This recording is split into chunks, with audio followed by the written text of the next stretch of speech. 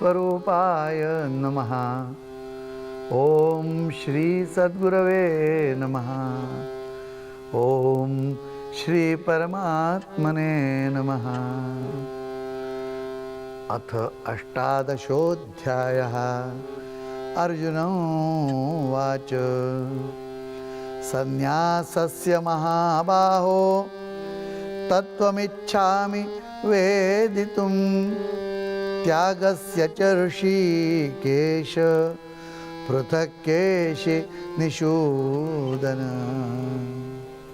नमस्कार.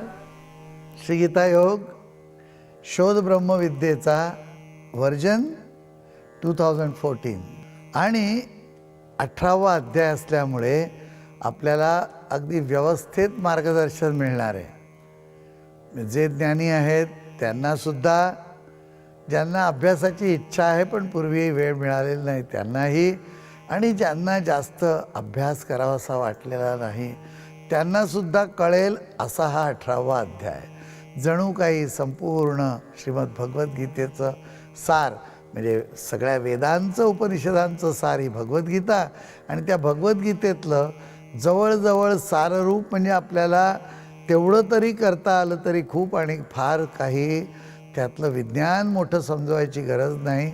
इतकं सोपं करून भगवंतांनी शेवटला सांगितलेलं, त्याप्रमाणे थोडंसं जर आचरणात आणलं, दैनंदिन जीवनात आणलं तर आपलंच नाही तर सगळ्या जगाचंही कल्याण होईल.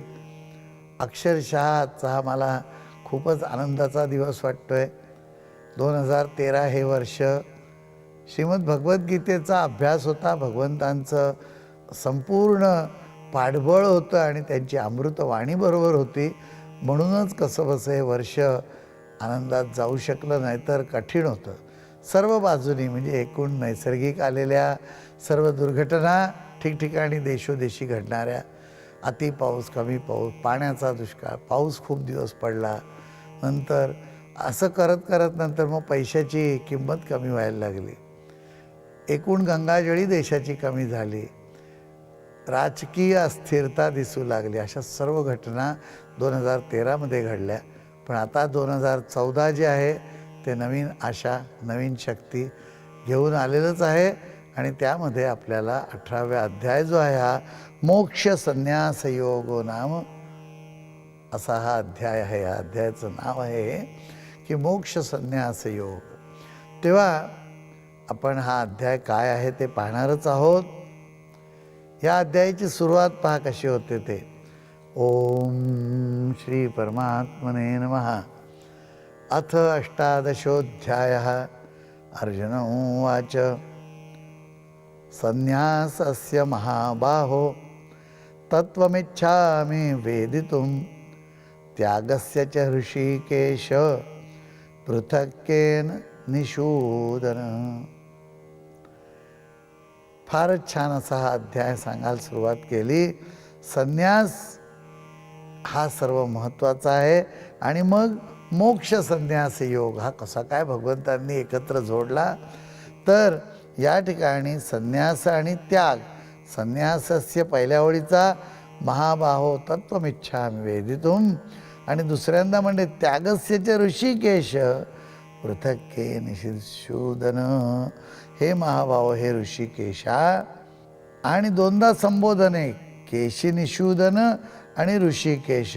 एकदा संन्यास आणि एकदा त्याग, असं भगवंतांनी दोन्ही वेगवेगळं सांगण्यासाठी वेगवेगळी अर्जुनाची नावं वापरली. या ठिकाणी संन्यास आणि त्याग याविषयी बोलायचं आहे.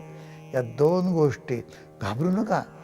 संन्यास म्हणजे उद्या भगवं घालून मुंडन करायचं आहे असं नव्हे. संन्यास ही एक प्रवृत्ती आहे. वेगवेगळ्या प्रकारचे संन्यास असतात. दंडी संन्यास आहे, तसा अवधूती संन्यासी आहे. संन्यासी प्रवृत्ती आहे. संसारात राहून अनेक ऋषीमुनींनी जे कार्य केलं ते संन्यास घेतल्यानंतर आदि शंकराचार्य यांच्यासारख्या एखाद्याला जमलं. अन्यथा मुंडन केलेले अनेक आहेत, पुढे झालं काहीच नाही. केस लांब वाढवलेले ऋषीमुनी, त्यांनी मात्र आपल्याला वेद अगदी आपल्याला समजेल इथपर्यंत सोपा करून आणून पुढे ठेवला. डोळ्यापुढे संपूर्ण चित्र जगताचं उभं केलं आणि सगळं आपल्याला सांगितलं. तर या ठिकाणी आपल्याला बघायचं काय आहे की असा संन्यास आपल्याला जगता येईल का. अनेक प्रकारचे संन्यास, मध्यंतरी आपल्याला माहिती आहे की एक संन्यास आला होता, त्यांना संन्यासी म्हणायचे कारण गळ्यामध्ये संन्यासाचं सर्टिफिकेट आणि अंगावरती भगवे कपडे, परंतु वर्तणूक सगळी अशी की त्राहिमाम त्राहिमाम त्राहिमाम. सगळ्यांना असं झालं की कुठून हे लोक सगळे काय करतात ते. आणि त्यावेळेला मला म्हणत असत की तुम्हाला अशी शंका येते, काही नाही, यांचं जे काय उच्छृंखल वागणं आहे, मुक्त आहेत ते सर्व. म्हटलं सर्व मुक्त असले तरी समाजाची चालीरीतींची चाड थोडीशी पाहिजेच, आणि हे खरे संन्यासी नाही आहेत. त्यावेळेला पटवणं अवघड होतं.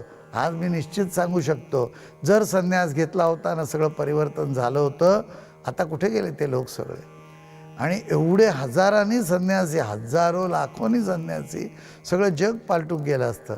जगामध्ये गेल्या 10 वर्षात तर भ्रष्टाचारच वाढला भयंकर, आणि सर्व ठिकाणी अशी कामं व्हायला लागली, अशी कर्म व्हायला लागली, अनैतिक कर्म व्हायला लागली की स्त्रियांना मुलींना घराबाहेर पडणं अवघड होऊन गेलं.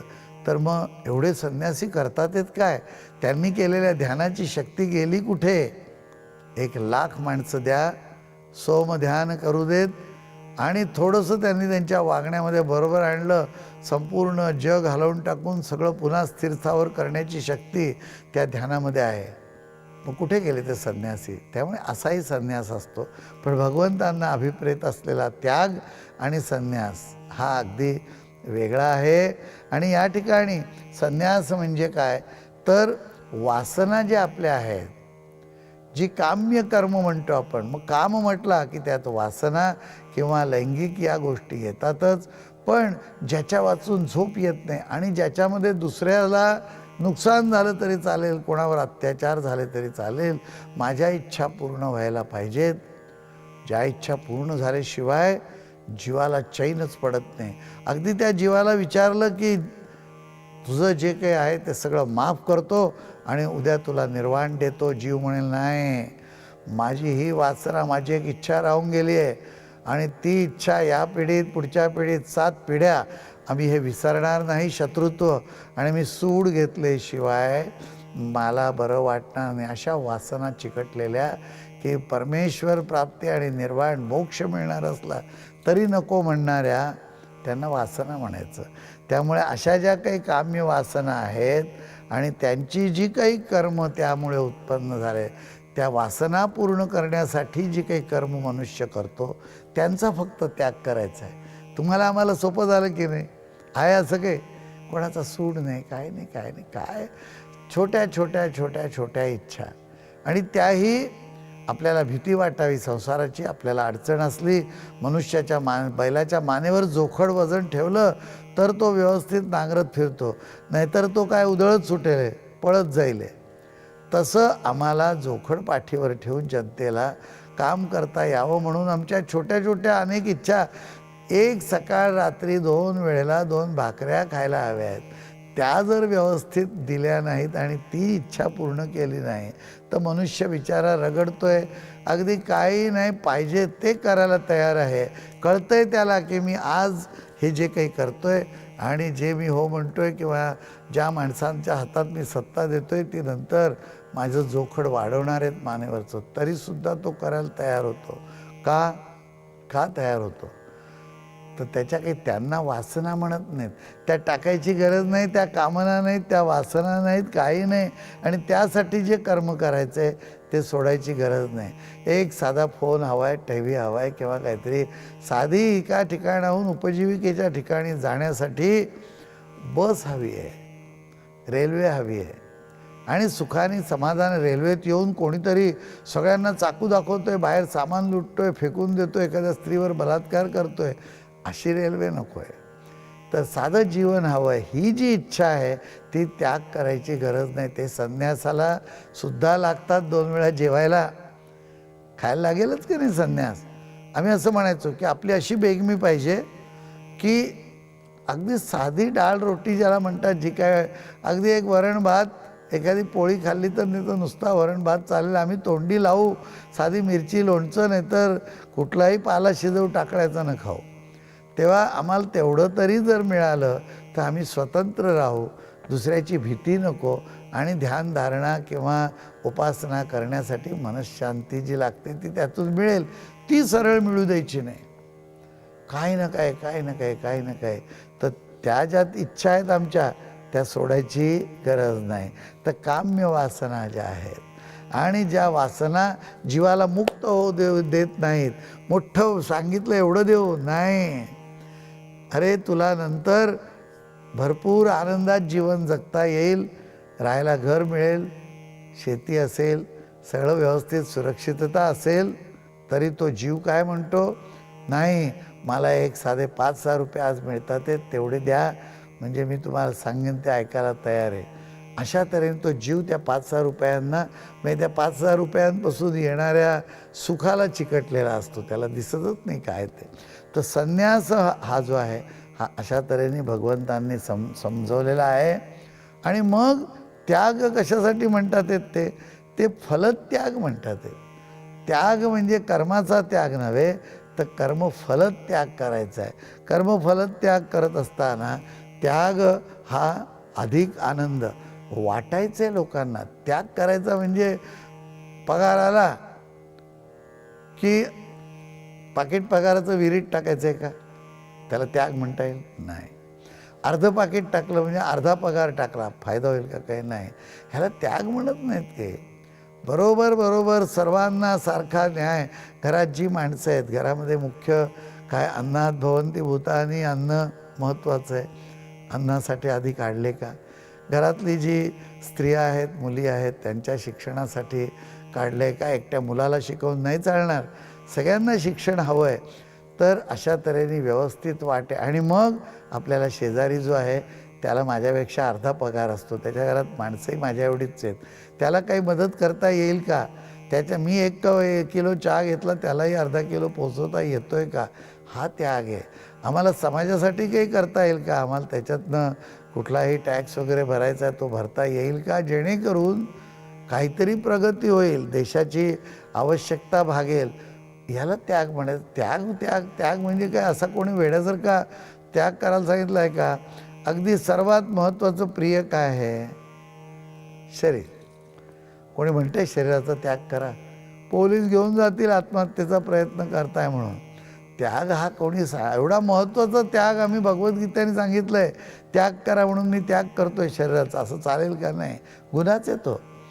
तुम्ही स्वतः होऊन शरीर सोडून म्हणजे आत्म्याला धक्के मारून बाहेर काढायचं, जसं भाडूत असतं ना.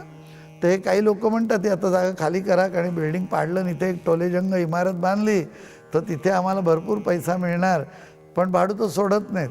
मुंड घालायचे, सामान फेकायचं, त्यांना काढायचं, नाहीच ऐकलं तर एखाद्याला वर पोचवायचं. हा उद्योग जसा भाडुतांची करतो तसा इथे तर मालकाशीच होतोय. शरीराचा मालक जो आहे तो सगळं शरीर चालवणारा आत्मा, जीवात्मा, तो आत आहे, तो जाईल ना स्वतःहून सोडून वेळ झाली की. पण त्यालाही धक्के मारून काढण्यासारखं त्याला आत्महत्या म्हणतात. अजिबात अधिकार नसतो असं करण्याचा. तो त्याग आवश्यक नाही आहे. पुढच्या वेळेस पाहू.